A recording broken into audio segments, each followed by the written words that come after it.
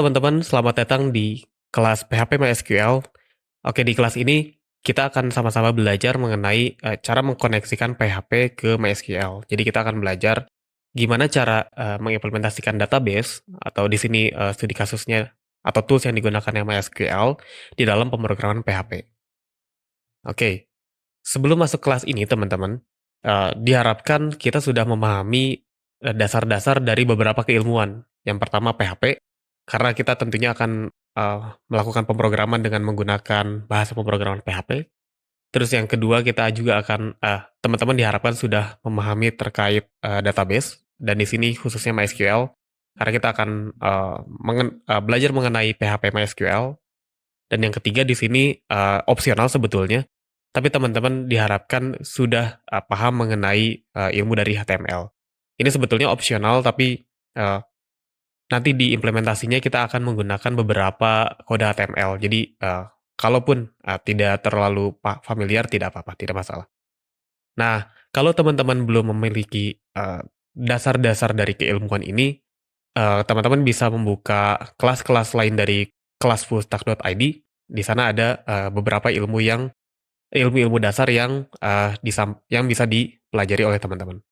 Oke. Adapun di sini ada tools yang akan kita gunakan. Yang pertama adalah code editor. Code editor ini di sini saya akan pakai Visual Studio Code. Kalau teman-teman nggak pakai VS Code, nggak masalah.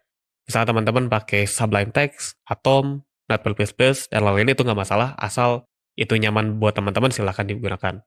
Lalu yang kedua ada PHP dan Database Compiler.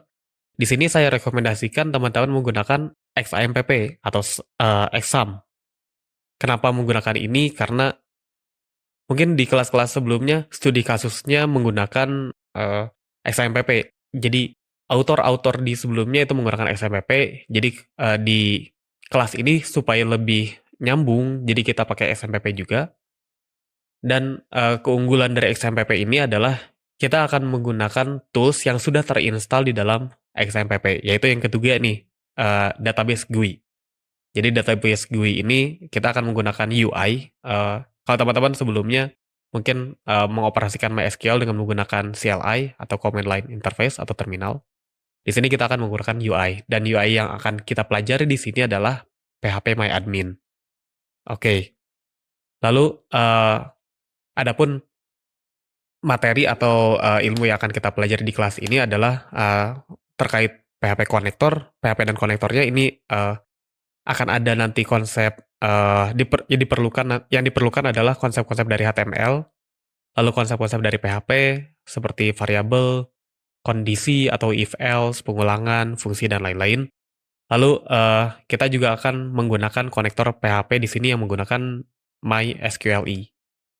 Lalu konsep database yang akan kita pelajari di sini yang diharapkan teman-teman sudah familiar dengan konsep ini adalah ada dua, yaitu DDL dan DML. DDL itu yang mana ada create table, rename table, alter table, drop table, dan lain-lain. Lalu untuk DML-nya sendiri adalah insert data atau memasukkan data ke dalam suatu tabel, update data, delete data, dan select data atau get data dari database.